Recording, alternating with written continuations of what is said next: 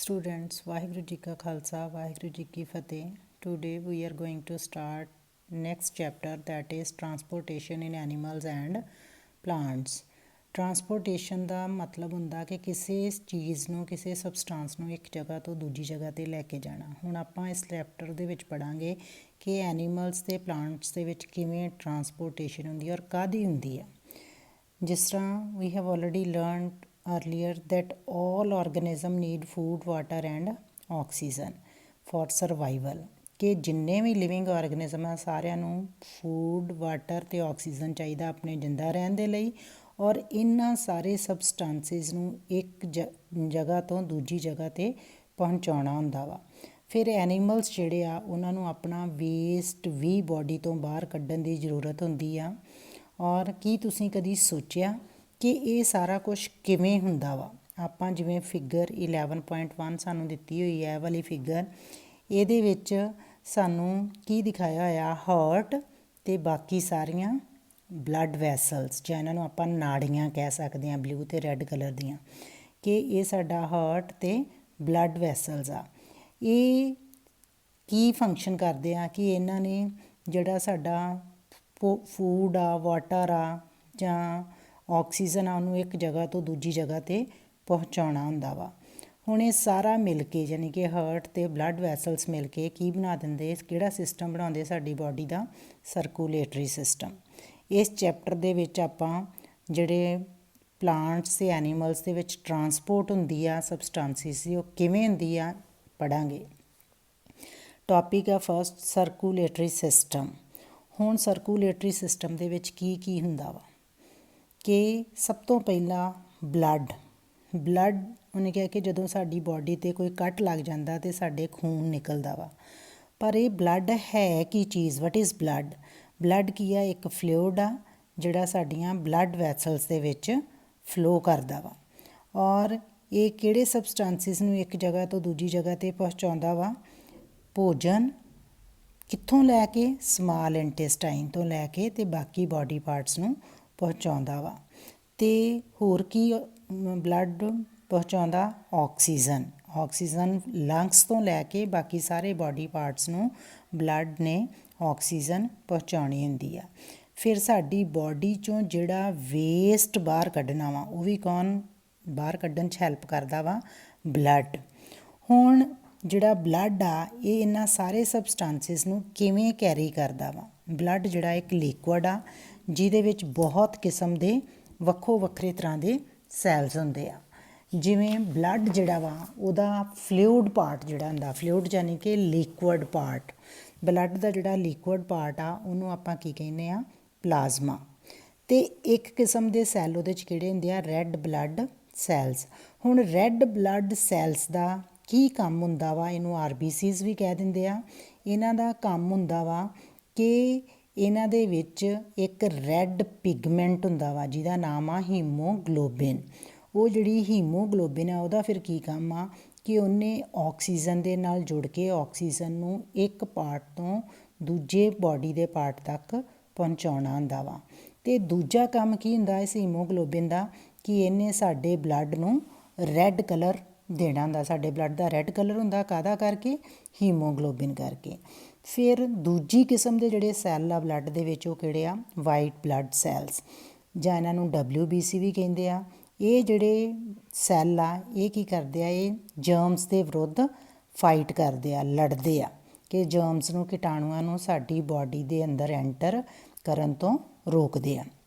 ਹੁਣ ਬੂਝੋ ਜਿਹੜਾ ਵਾ ਉਹਦੇ ਖੇਡ ਦੇ ਦੌਰਾਨ ਜਦੋਂ ਸੱਟ ਲੱਗ ਗਈ ਅਤੇ ਬੂਝੋ ਦੇ ਬਲੱਡ ਨਿਕਲਣਾ ਸ਼ੁਰੂ ਹੋ ਗਿਆ, ਪਰ ਕੁਛ ਟਾਈਮ ਬਾਅਦ ਬਲੱਡ ਨਿਕਲ ਕੇ ਆਪਣੇ ਆਪ ਹੀ ਉੱਥੇ ਰੈੱਡ ਕਲਰ ਦਾ ਇੱਕ ਕਲੌਟ ਬਣ ਗਿਆ, ਯਾਨੀ ਕਿ ਉਹ ਬਲੱਡ ਜੰਮ ਗਿਆ। ਹੁਣ ਉਹ ਕਿਉਂ ਜੰਮਿਆ ਬਲੱਡ, ਜਾਂ ਰੈੱਡ ਕਲੌਟ ਕਿਉਂ ਬਣਿਆ? ਕਿ ਸਾਡੀ ਬਾਡੀ ਦੇ ਵਿੱਚ ਤੀਜੀ ਕਿਸਮ ਦੇ ਜਿਹੜੇ ਸੈੱਲ ਆ ਸਾਡੇ ਬਲੱਡ ਦੇ ਵਿੱਚ ਉਹ ਕਿਹੜੇ ਹੁੰਦੇ ਆ? ਪਲੇਟਲੈਟਸ ਜਿਹੜੇ ਆ ਉਹ ਸਾਡੇ ਖੂਨ ਨੂੰ ਕਲੌਟ ਕਰਨ ਕਹਿ ਲਓ ਜਾਂ ਜੰਮਣ ਦੇ ਵਿੱਚ ਮਦਦ ਕਰਦੇ ਆ। ਜੇਕਰ ਸਾਡੀ ਬਾਡੀ ਦੇ ਵਿੱਚ ਪਲੇਟਲੈਟ ਸੈਲਸ ਨਾ ਹੋਣ ਅਤੇ ਫਿਰ ਕੀ ਆ ਕਿ ਜਿਹੜਾ ਸਾਡਾ ਖੂਨ ਆ ਉਹ ਲਗਾਤਾਰ ਹੀ ਵਹਿੰਦਾ ਰਹੇ ਅਤੇ ਅਸੀਂ ਸਰਵਾਈਵ ਨਹੀਂ ਕਰ ਸਕਦੇ, ਅਸੀਂ ਜਿੰਦਾ ਨਹੀਂ ਰਹਿ ਸਕਦੇ। ਪਲੇਟਲੈਟਸ ਦਾ ਕੰਮ ਆ ਕਿ ਇਹਨੇ ਬਲੱਡ ਨੂੰ ਕਲੌਟ ਕਰਨਾ, ਜੰਮਣ ਦੇ ਵਿੱਚ ਮਦਦ ਕਰਨਾ। ਤਾਂ ਹੀ ਜਦੋਂ ਸਾਡੇ ਬਲੀਡਿੰਗ ਹੁੰਦੀ ਆ ਅਤੇ ਕੁਛ ਟਾਈਮ ਬਾਅਦ ਉਹ ਆਪਣੇ ਆਪ ਹੀ ਬਲੱਡ ਰੁਕ ਜਾਂਦਾ ਵਾ ਅਤੇ ਰੈੱਡ ਕਲੌਟ ਬਣ ਜਾਂਦਾ। ਕਾਹਦਾ ਕਰਕੇ? ਪਲੇਟਲੈਟਸ ਕਰਕੇ। ਨਾਓ ਬਲੱਡ ਵੈਸਲਸ। ਹੁਣ ਸਾਡੀ ਬਾਡੀ ਦੇ ਵਿੱਚ different types of blood vessels ਆ। ਜਦੋਂ ਅਸੀਂ ਇਨਹੇਲੇਸ਼ਨ ਕਰਦੇ ਹਾਂ, ਯਾਨੀ ਕਿ ਅੰਦਰ ਆਕਸੀਜਨ ਲੈ ਕੇ ਜਾਂਦੇ ਹਾਂ ਅਤੇ ਜਿਹੜੀ ਉਹ ਆਕਸੀਜਨ ਦੀ ਸਪਲਾਈ ਆ ਸਾਡੇ ਲੰਗਸ ਨੂੰ ਫਿਲ ਕਰ ਦਿੰਦੀ ਆ ਅਤੇ ਫਿਰ ਆਕਸੀਜਨ ਜਿਹੜੀ ਆ ਉਹਨੂੰ ਬਾਕੀ ਬਾਡੀ ਤੱਕ ਕਿੰਨੇ ਪਹੁੰਚਾਉਣਾ ਹੁੰਦਾ? ਬਲੱਡ ਵੈਸਲਸ ਨੇ।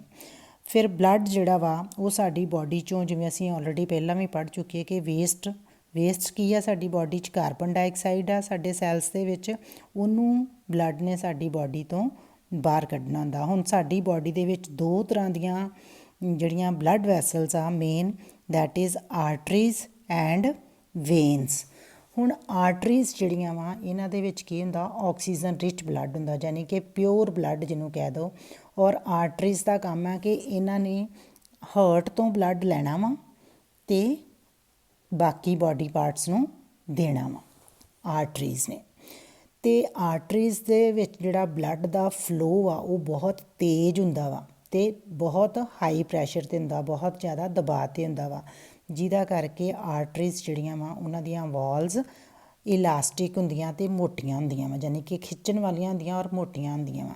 ਹੁਣ ਉਹਦੇ ਲਈ ਐਕਟੀਵਿਟੀ ਸਾਨੂੰ ਦੱਸੀ ਹੋਈ ਹੈ 11.1 ਕਿ ਅਸੀਂ ਕੀ ਕਰਾਂਗੇ ਕਿ ਆਪਣਾ ਜਿਹੜੀ ਇੰਡੈਕਸ ਅਤੇ ਮਿਡਲ ਫਿੰਗਰ ਆ, ਪਹਿਲੀ ਇੰਡੈਕਸ ਹੁੰਦੀ ਆ, ਦੂਜੀ ਮਿਡਲ, ਇਹਨਾਂ ਦੋਨਾਂ ਫਿੰਗਰਸ ਨੂੰ ਆਪਾਂ ਆਪਣੀ ਲੈਫਟ ਜਿਹੜੀ ਸਾਡੀ ਰਿਸਟ ਆ ਉੱਥੇ ਅੰਦਰਲੇ ਪਾਸੇ ਅਸੀਂ ਰੱਖਾਂਗੇ, ਜਿਸ ਤਰ੍ਹਾਂ ਦਿਖਾਇਆ ਹੋਇਆ ਇੱਥੇ। ਅਤੇ ਜਦੋਂ ਅਸੀਂ ਰੱਖਦੇ ਹਾਂ ਅਤੇ ਸਾਨੂੰ ਕੁਛ ਉੱਥੇ ਥਰੋਬਿੰਗ ਮਹਿਸੂਸ ਹੁੰਦੀ ਆ। ਥਰੋਬਿੰਗ ਮਤਲਬ ਕਿ ਸਾਨੂੰ ਲੱਗਦਾ ਕੋਈ ਚੀਜ਼ ਉੱਪਰ ਨੀਚੇ ਜਾਂਦੀ ਆ, ਉਹ ਕੀ ਆ? ਸਾਡੀ ਪਲਸ ਆ। ਔਰ ਉਹ ਕਾਹਦਾ ਕਰਕੇ ਆ?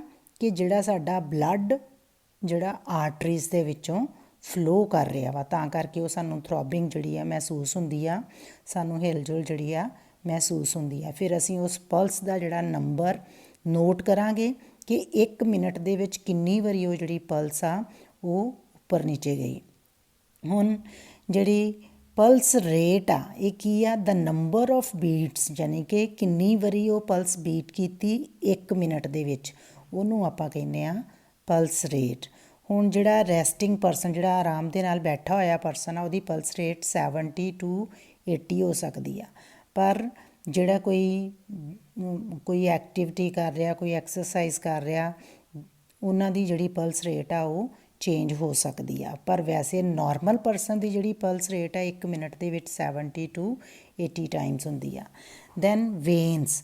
ਹੁਣ ਵੇਨਸ ਜਿਹੜੀਆਂ ਇਹ ਦੂਜੀ ਕਿਸਮ ਦੀਆਂ ਬਲੱਡ ਵੈਸਲਸ ਆ ਔਰ ਇਹ ਆਪਣੇ ਵਿੱਚ ਕਿਹੜਾ ਗੰਦਾ ਖੂਨ ਕਹਿ ਲਓ ਜਾਂ ਇੰਪਿਓਰ ਬਲੱਡ ਕਹਿ ਲਓ ਜਾਂ ਕਾਰਬਨ ਡਾਈਆਕਸਾਈਡ ਰਿਚ ਬਲੱਡ ਕਹਿ ਲਓ, ਕਿ ਇਹ ਉਹਨਾਂ ਦੇ ਵਿੱਚ ਪ੍ਰੈਜ਼ੈਂਟ ਹੁੰਦਾ। ਜਿਵੇਂ ਆਪਾਂ ਵੇਨਸ ਸਾਡੀ ਬਾਡੀ ਦੇ ਉੱਪਰ ਬਾਹਰੋਂ ਹੀ ਦਿਖਦੀਆਂ ਵਾ ਕਿ ਜਿਵੇਂ ਜਿਹੜੀਆਂ ਬਲੂਇਸ਼ ਜਾਂ ਗਰੀਨਿਸ਼ ਕਲਰ ਦੀਆਂ ਬਲੱਡ ਵੈਸਲਸ ਸਾਡੇ ਬਾਡੀ ਦੇ ਉੱਪਰ ਨਜ਼ਰ ਆਉਂਦੀਆਂ, ਉਹ ਵੇਨਸ ਹੁੰਦੀਆਂ।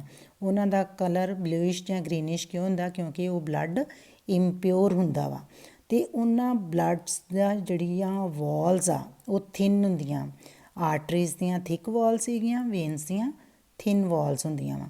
ਹੁਣ ਇਹਨਾਂ ਵੇਨਸ ਨੇ ਕੀ ਕਰਨਾ ਵਾ ਕਿ ਇਹਨਾਂ ਨੇ ਬਾਕੀ ਬਾਡੀ ਪਾਰਟਸ ਤੋਂ ਬਲੱਡ ਲੈ ਕੇ ਅਤੇ ਹਾਰਟ ਨੂੰ ਦੇਣਾ ਵਾ, ਕਿਉਂਕਿ ਹਾਰਟ ਨੇ ਬਲੱਡ ਨੂੰ ਸਾਫ਼ ਕਰਨਾ ਵਾ, ਸਾਫ਼ ਕਰਕੇ ਫਿਰ ਆਰਟਰੀਜ਼ ਨੇ ਬਾਕੀ ਬਾਡੀ ਪਾਰਟਸ ਨੂੰ ਦੇਣਾ ਵਾ ਅਤੇ ਵੇਨਸ ਨੇ ਉਸੇ ਤਰ੍ਹਾਂ ਫਿਰ ਇੰਪਿਓਰ ਬਲੱਡ ਲੈ ਕੇ ਬਾਡੀ ਪਾਰਟਸ ਤੋਂ ਅਤੇ ਕਿਹਨੂੰ ਦੇਣਾ? ਹਾਰਟ ਨੂੰ ਦੇਣਾ ਵਾ। ਹੁਣ ਜਿਹੜਾ ਆਰਟਰੀਜ਼ ਆ ਇਹ ਅੱਗੋਂ ਛੋਟੀਆਂ ਬਲੱਡ ਵੈਸਲਸ ਦੇ ਵਿੱਚ ਡਿਵਾਈਡ ਹੋ ਜਾਂਦੀਆਂ ਜਦੋਂ ਟਿਸ਼ੂਜ਼ ਦੇ ਵਿੱਚ ਪਹੁੰਚਦੀਆਂ। ਸਾਡੀ ਬਾਡੀ ਜਿਹੜੀ ਆ, ਜਿਹੜੇ ਔਰਗਨਸ ਆ ਉਹ ਟਿਸ਼ੂਜ਼ ਤੋਂ ਬਣੇ ਹੁੰਦੇ ਆ ਅਤੇ ਇਹ ਜਿਹੜੀਆਂ ਆਰਟਰੀਜ਼ ਆ ਇਹ ਜਦੋਂ ਟਿਸ਼ੂਜ਼ ਤੱਕ ਪਹੁੰਚਦੀਆਂ ਅਤੇ ਬਹੁਤ ਛੋਟੀਆਂ ਟਿਊਬਸ ਦੇ ਵਿੱਚ ਬਦਲ ਜਾਂਦੀਆਂ ਵਾ ਅਤੇ ਉਹਨਾਂ ਟਿਊਬਸ ਨੂੰ ਕੀ ਕਹਿੰਦੇ ਆ? ਕੈਪਿਲਰੀਜ਼। ਅਤੇ ਜਿਹੜੀਆਂ ਕੈਪਿਲਰੀਜ਼ ਆ ਉਹ ਆਰਟਰੀ ਅਤੇ ਵੇਨ ਨੂੰ ਆਪਸ ਦੇ ਵਿੱਚ ਜੁਆਇਨ ਕਰਦੀਆਂ ਵਾ ਅਤੇ ਜੁਆਇਨ ਕਰਕੇ ਫਿਰ ਇਹ ਜਿਹੜਾ ਬਲੱਡ ਆ ਵੇਨਸ ਨੇ ਫਿਰ ਕਿੱਥੇ ਪਹੁੰਚਾਉਣਾ ਹੁੰਦਾ ਵਾ? ਹਾਰਟ ਦੇ ਵਿੱਚ, ਅਤੇ ਹਾਰਟ ਨੇ ਉਹਨੂੰ ਸਾਫ਼ ਕਰਨਾ ਹੁੰਦਾ। Thank you.